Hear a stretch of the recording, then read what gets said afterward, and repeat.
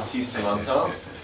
J'espère que c'est pour bien louer, adorer Dieu et puis apprendre plus sur sa parole.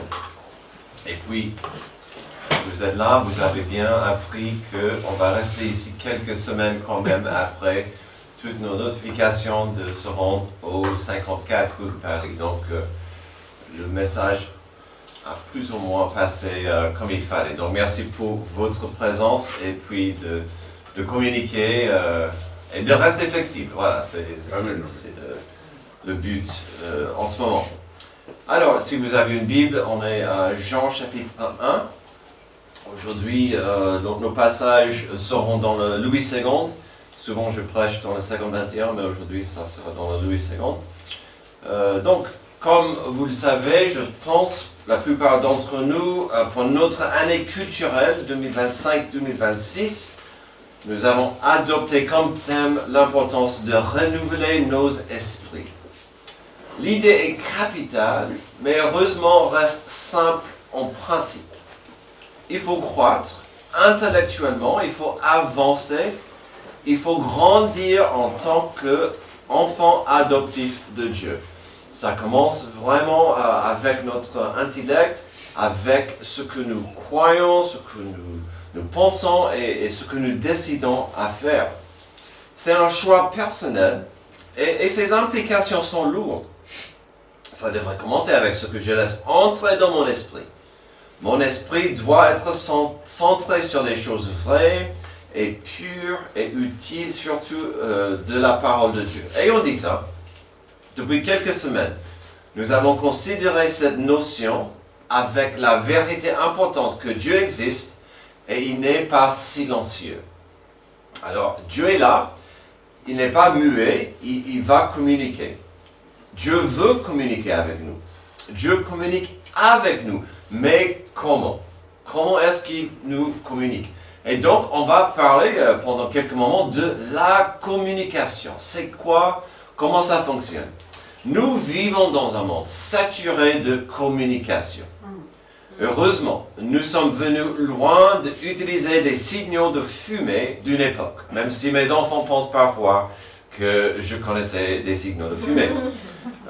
Mais avec la technologie moderne, ne sommes-nous pas inondés aujourd'hui par la communication?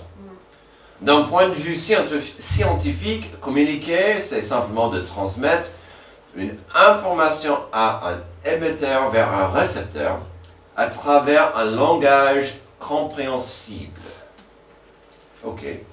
Voici la notion scientifique de la communication. Ça fonctionne avec des signaux de fumée, le langage des signes, que non, je ne connais pas du tout, sauf, s'il vous plaît. Et merci. Ben, c'est tout. Ah, mais, où ça fonctionne, cette notion scientifique, avec des notifications sur Insta. C'est tout, ça tombe dans cette définition. Sans ce langage commun, le message est perdu. Sans réception, même le message le plus important devient inutile. Si vous étiez là la semaine dernière, on a parlé un peu de cette notion. La communication peut aller dans une direction, mais si elle n'est pas reçue, à quoi ça sert? On a vu ça avec des écouteurs la semaine dernière. Donc, la communication ne se limite pas à la technologie, bien sûr, heureusement. Elle est au cœur de toute relation humaine. Quand chacun de mes bébés était dans le ventre de Amy, je leur communiquais par son nombril. Coucou! Donc j'avais pas besoin de la technologie pour communiquer à chacun de mes bébés à travers ce petit microphone de son nombril. Je parlais à chacun, il ne se souvient pas, mais il n'y a pas besoin d'une grande technologie pour ça. Mais la communication est au cours de toute relation humaine. Une relation sans communication se fragilise, se refroidit, puis finit par se rompre. Dire, écouter, répondre. C'est comme ça que l'on apprend à connaître l'autre, que la confiance se construit, que l'amour se manifeste. Là où il n'y a plus de paroles, il n'y a plus de relations vivantes. Et ça, c'est vrai aussi dans notre relation avec Dieu. Si Dieu existe, s'il nous aime, s'il désire une relation avec l'humanité, alors une question fondamentale se pose. Comment Dieu communique-t-il avec nous? Est-il silencieux, lointain, inaccessible ou est-ce qu'il est trouvable? Est-ce que Dieu est accessible à nous? C'est précisément à cette question que répond l'ouverture de l'évangile de Jean. Au commencement était la parole. Jean nous révèle que Dieu n'est pas resté muet, il a parlé. Mieux encore, il s'est exprimé lui-même de manière claire, personnelle et vivante. La communication de Dieu n'est pas seulement un message, elle est une personne. Et aujourd'hui, nous allons regarder l'importance de la parole de Dieu en Jésus-Christ. En Jean chapitre 1, nous allons regarder quelques raisons pour lesquelles la parole de Dieu est puissante. En quelques versets, nous allons apprendre tant sur l'importance de la parole de Dieu. Alors, pourquoi la parole de Dieu est si importante pour notre planète? D'abord, il s'agit de Jésus-Christ, le Fils de Dieu. Verset 1, au commencement était la parole. Et la parole était avec Dieu, et la parole était Dieu. Elle était au commencement avec Dieu.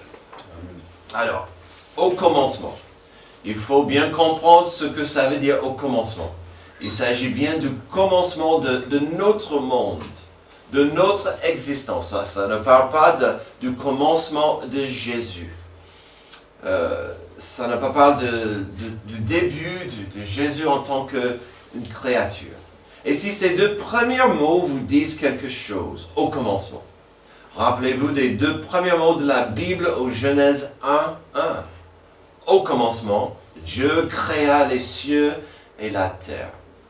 Et donc, Jean, ici, il a bien choisi ces mots.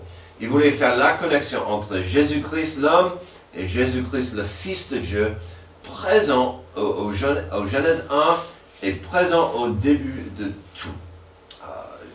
Ne le faites pas tout de suite, mais je vous encourage de lire Genèse 1 et Jean 1 ensemble. C'est clair que Jean s'appuyait sur ce que est écrit à Genèse 1. C'est magnifique. Il voulait faire cette connexion. Alors, au commencement, donc Jésus était déjà là au commencement de notre existence. Aussi, la parole était avec Dieu. Alors, ça veut dire qu'en effet, Jésus est éternel. Il n'a pas commencé. Il n'était pas une création, comme disent des témoins de Jéhovah par exemple. Il était là, il est Dieu. Et puis, la parole. Jésus était la parole. Il est la parole. Quelle image merveilleuse. Jésus, la parole vivante de Dieu.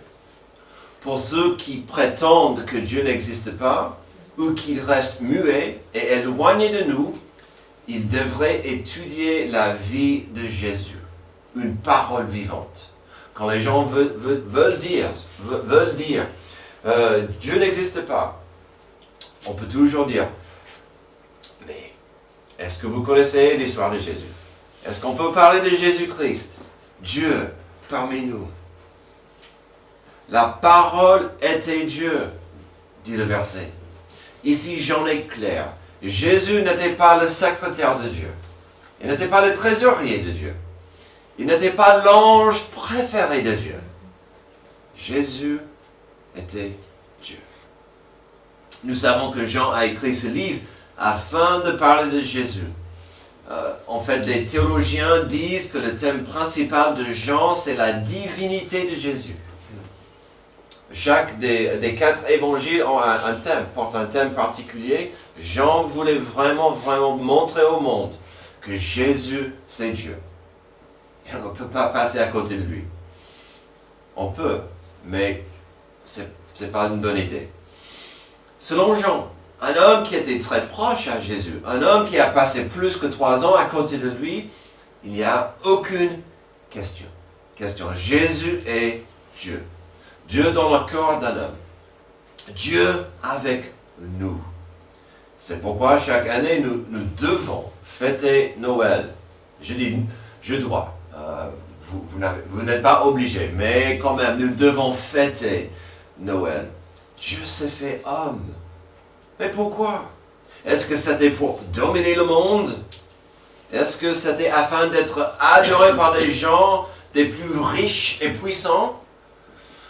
Quand on regarde Noël, la nativité, je ne pense pas que Jésus s'intéressait à être adoré ou vraiment élevé par des gens riches et puissants.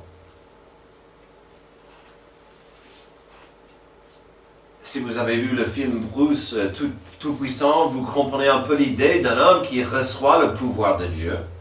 Bruce devient égoïste et il utilise le pouvoir divin pour lui-même. C'est drôle, c'est triste, mais c'est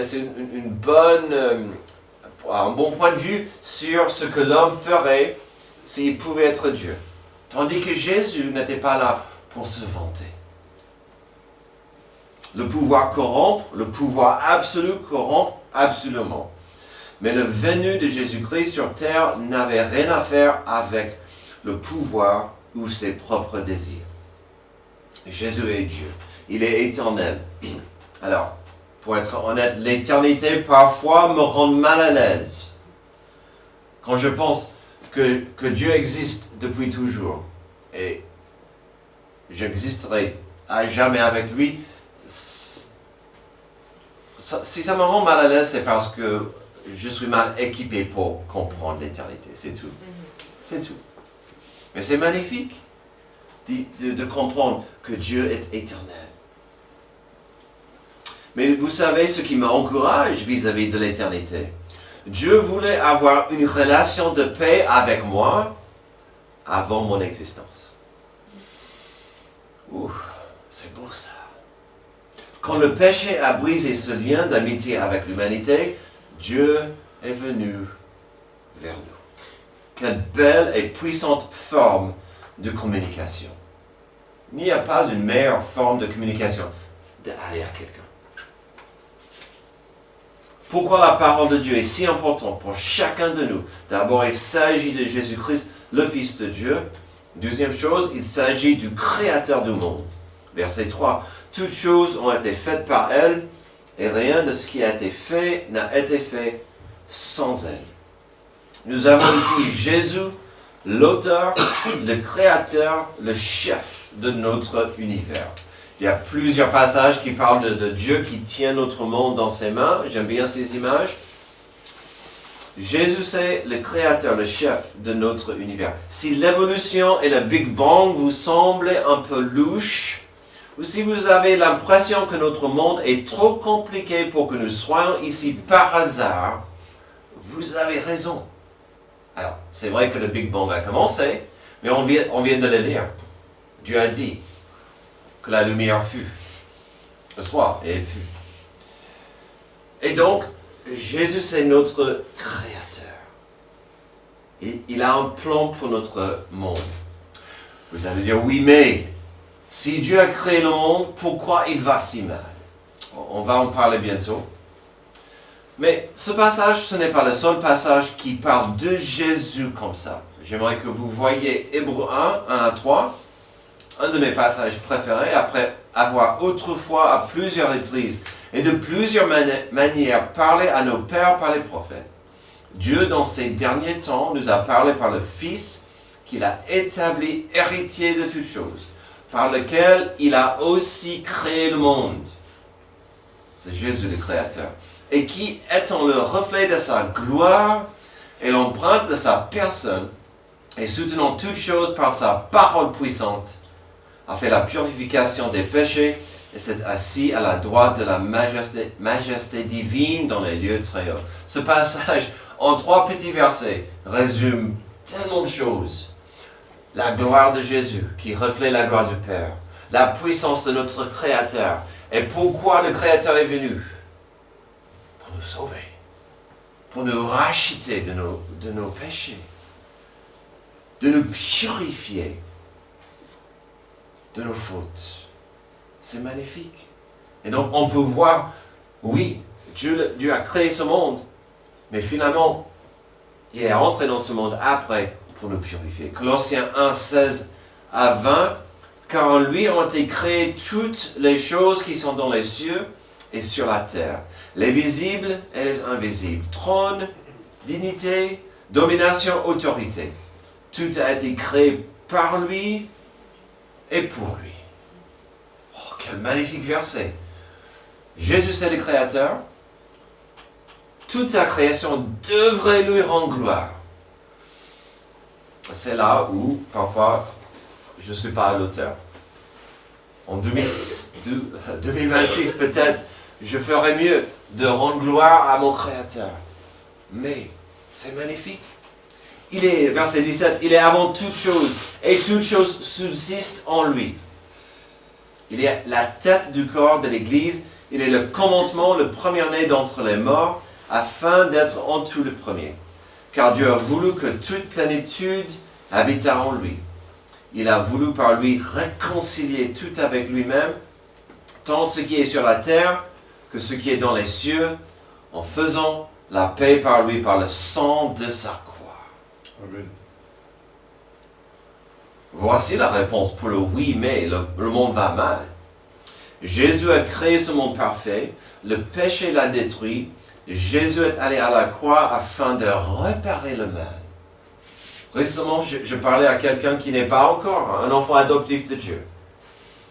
Presque.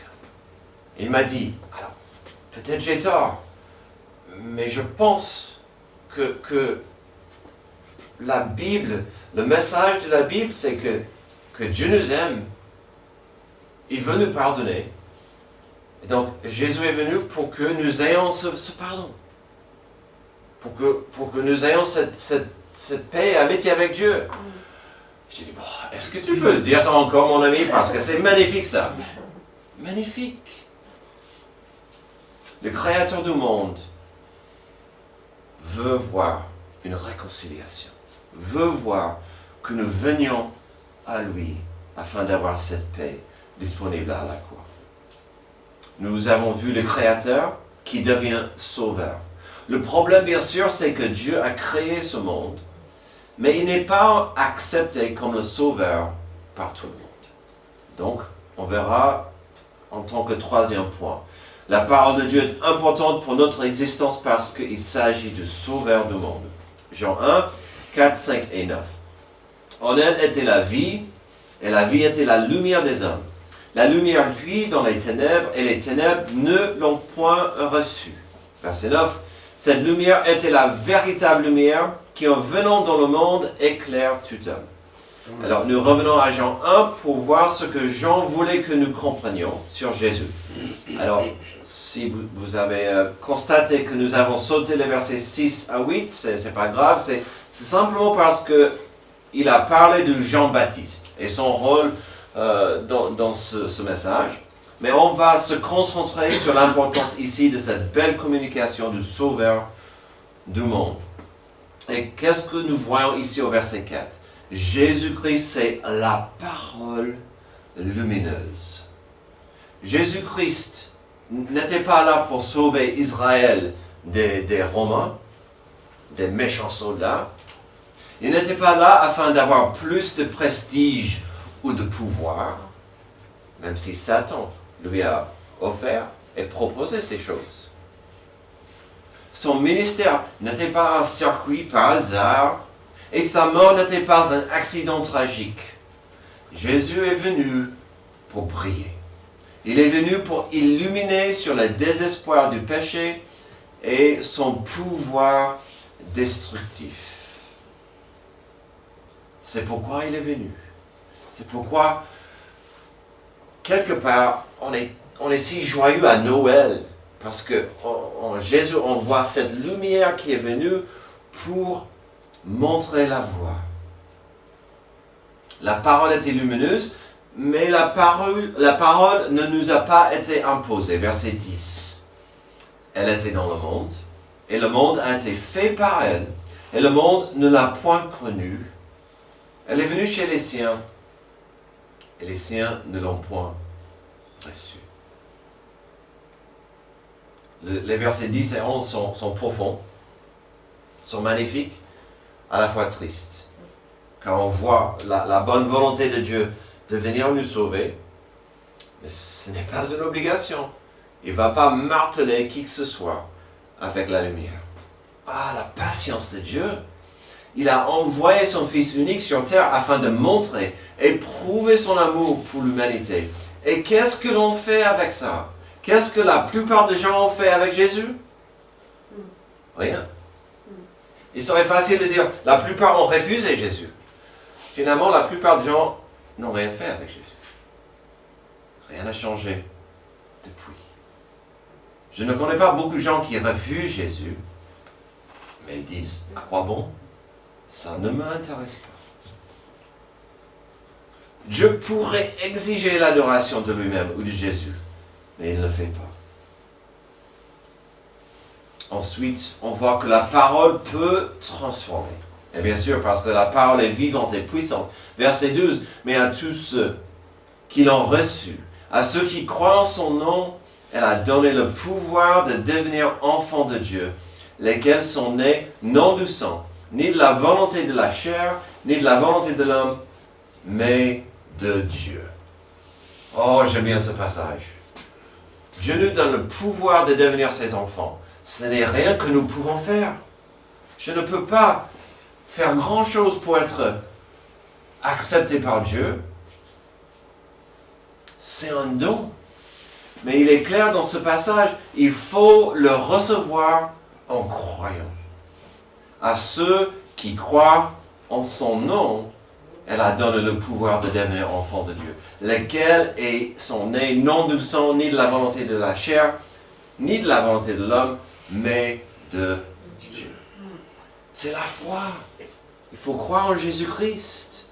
Mais le pouvoir en ça, ça nous donne cette nouvelle naissance. C'est pourquoi je parle souvent des enfants adoptifs de Dieu. Nous recevons dans cette adoption une nouvelle naissance spirituelle. Quand je suis né, j'étais petit nouveau-né, tout mignon. Mon cœur spirituel était mort. Mon cœur, j'avais besoin d'un cœur, d'être né de nouveau, de recevoir ce cœur qui vient quand je mets ma foi en Jésus. Et puis, on arrive au verset 14. Et l'importance d'Emmanuel. Verset 14. Et la parole a été faite chair et elle a habité parmi nous. Alors, vous le savez, nous venons de quitter la saison de Noël où nous fêtons cette vérité. Dieu avec nous. Nous qui avons passé des années dans l'Église, parfois nous ratons la beauté de ça. Et on a beaucoup parlé ces dernières semaines combien le monde rate complètement l'importance de Noël. Emmanuel, Dieu avec nous. Quelle communication d'amour. Quelle beauté que Dieu voulait nous envoyer son Fils. Et quel amour que Jésus a dit, oui, j'accepte. Il y a plusieurs années de ça, j'ai été contacté par un jeune musulman qui voulait avoir un débat avec moi. On s'est vu au 37 rue de Paris, dans l'ancien bâtiment. On s'est mis à parler. Après quelques minutes, il devenait clair que le monsieur voulait faire plus que de discuter. Il ne cherchait pas vraiment des réponses. Il voulait me humilier, ou au moins me éclaircir sur mes erreurs et me convertir. Bien sûr, avec une telle personne, on tournait en rond. Ça restait correct, poli, mais on tournait en rond. Il fallait que quelque chose change. Finalement, notre discussion s'était arrêtée quand le monsieur n'en pouvait plus. Il devenait frustré. La goutte d'eau qui a débordé le vase, c'était Emmanuel. La nativité. Emmanuel, Dieu avec nous.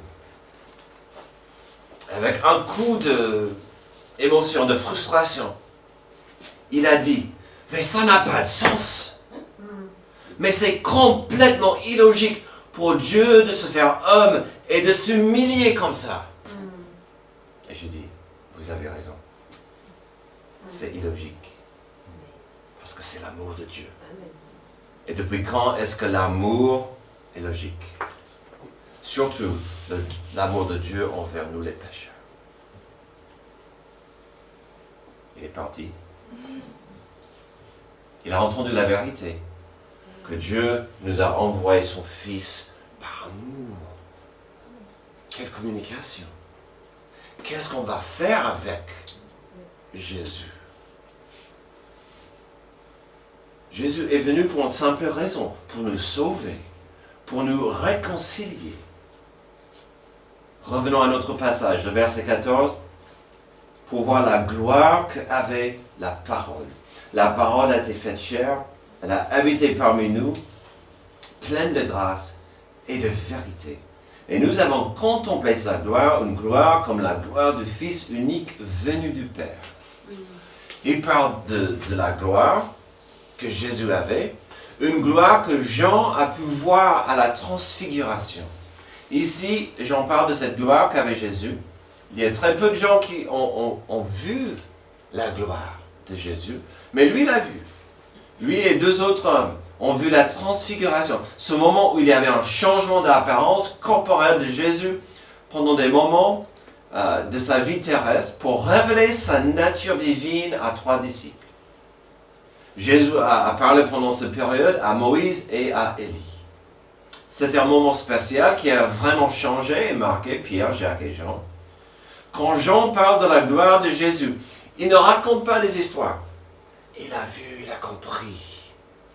La gloire de Dieu était sur Jésus. Ça, c'est la beauté d'Emmanuel. Dieu parmi nous, il a quand même caché sa gloire, mais pas sa raison d'être. J'en ai parlé d'autres choses ici, en plus de la gloire. Il a dit que Jésus était plein de grâce et de vérité. Quel mélange!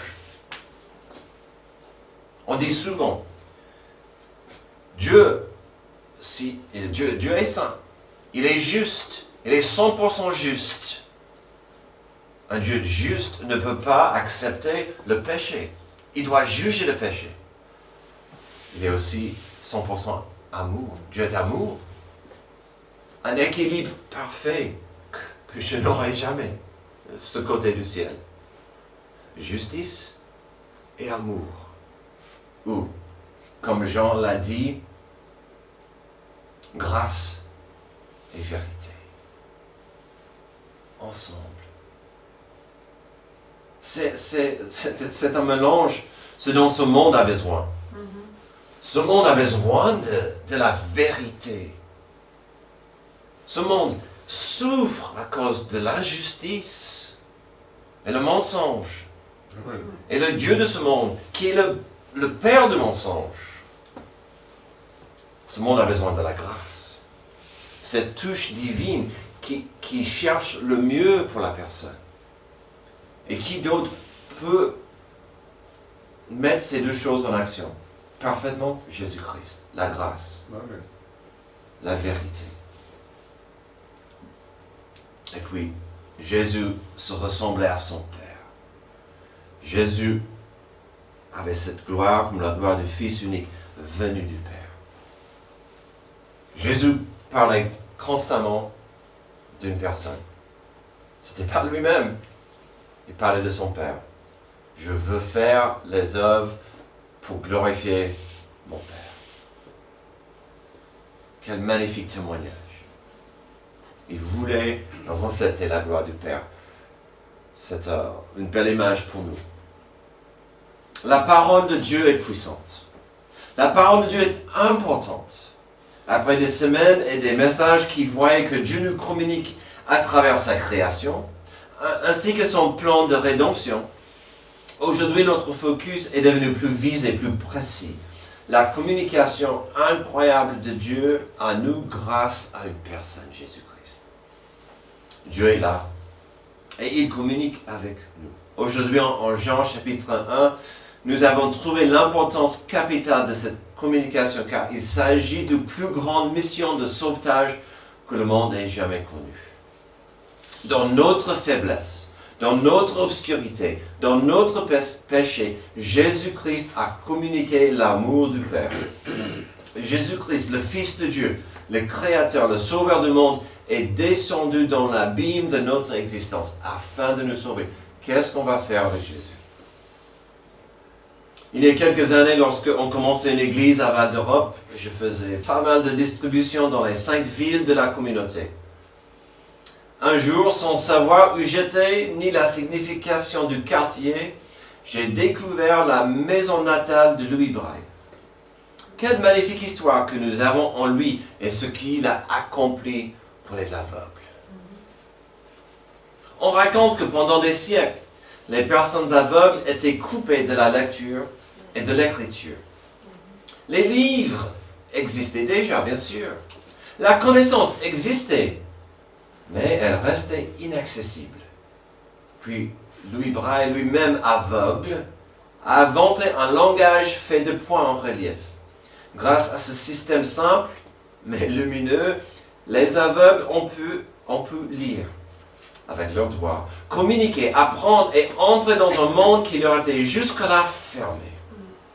Le message n'avait pas changé, mais il devenait enfin accessible. Ça, c'est ce que Jésus-Christ a fait pour nous. Le message était disponible, mais quand elle est venue, le message de la rédemption nous était accessible. Quelle espérance que nous avons de savoir que Dieu ne voulait pas simplement nous communiquer de sa présence. Non, il a communiqué son désir de nous racheter, de nous sauver. C'est ça la communication de Dieu. C'est ça son message. Son amour où le mal dominait, sa lumière où l'obscurité vivait. Est-ce qu'on est prêt à inviter Jésus dans l'obscurité de nos vies? Merci Père pour ce passage qui nous rappelle l'importance de ta communication envers nous. La lumière dans l'obscurité, l'amour là où il y a avec le foi. Aide-nous à vivre avec la joie de cette communication, de Jésus-Christ, le Créateur, le Fils de Dieu, notre Sauveur. Que nous vivions pour lui. C'est dans son nom que je prie. Amen. Levez-vous pour notre dernier chant d'appel. C'est le moment d'avancer et prier si vous voulez.